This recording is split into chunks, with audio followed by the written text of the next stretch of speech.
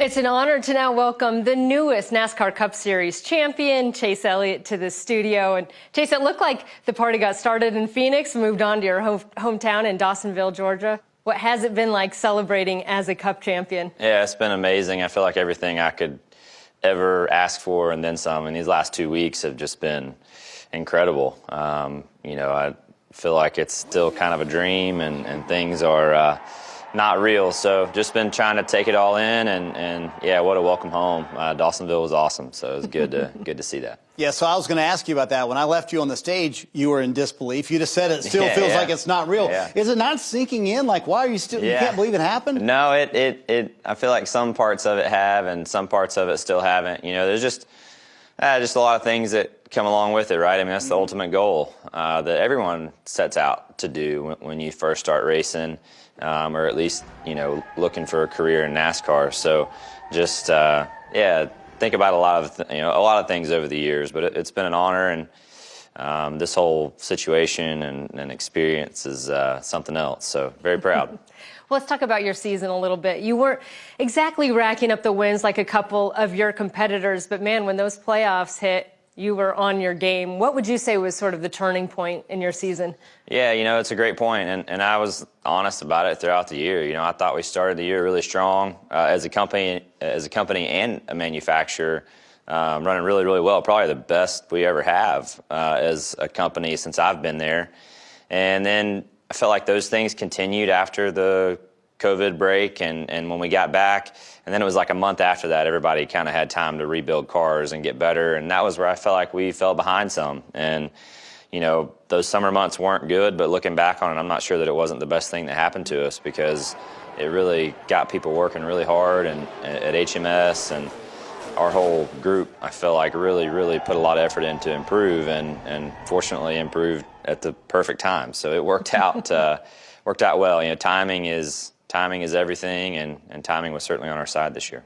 So let's talk about the last two races of the year. Honestly, back-to-back win scenarios for you going into Martinsville and at Phoenix. And then afterwards, we could see the pressure relief on you. But how did you not let the pressure of the moment get to you before those races? Yeah, it's a great question. I obviously have a lot of great people to lean on, and really leaned on Alan hard throughout the week too. I mean, he's been in that position before, and he's the guy you're going to battle with and go fight with. So, I feel like a big thing I looked at throughout the week is, look, nobody knows you better than you, and nobody knows how you tick and what makes you tick than yourself, and that goes for anybody. So, just really tried to focus on the things that motivate me and less distraction, and was able to really keep our heads in a nice place for 2 weeks and focus and try to thrive in those big moments, and unfortunately we did.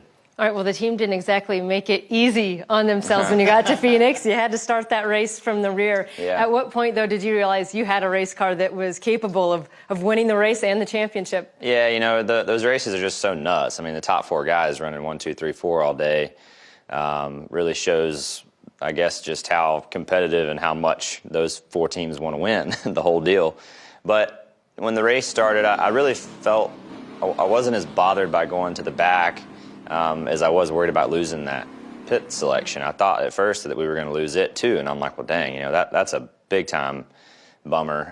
But I feel like a big thing I kept thinking about is, hey, look, if you have your car balanced right, I think 312 laps is plenty enough time to find your way to wherever you belong, if that's first or fourth or 10th or whatever. So, we see, how often do we see guys get speeding penalties and then they're back to the lead or to the top 5 by the end of the next stage? So I just didn't feel like that was a good excuse. I think it was more important to have our balance right, and fortunately it was really close.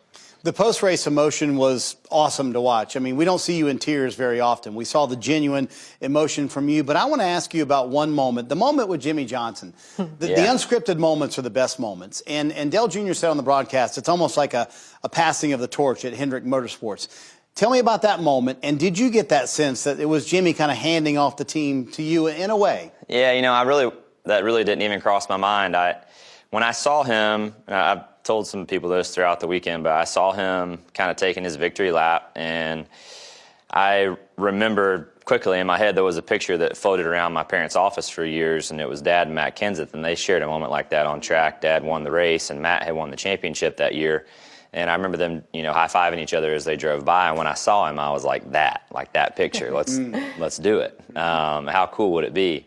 I don't know why that clicked in my head, but and two, just to share a moment with him on track. He's been a great mentor and beyond anything, a great friend. So, and he had some wise words throughout the week. He was, checking in on me, which was awesome. And I didn't think there was many more people there more excited than him to see how it worked out. And you could genuinely see that, which was very special.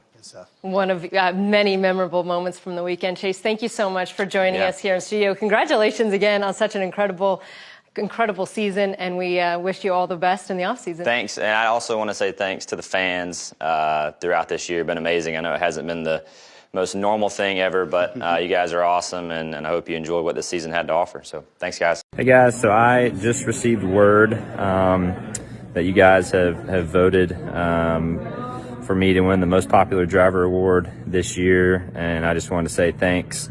That award is really about y'all and your support for me and my team and the things we do at track and travel in the country. So as always, just thank you. I'm grateful for the best fans I could ever ask for over the course of my entire career, not just the Cup side. So you guys show out every week when you can, at the track and on the internet and all of the above. So just thank you, and can't wait to see you guys hopefully back at the track again.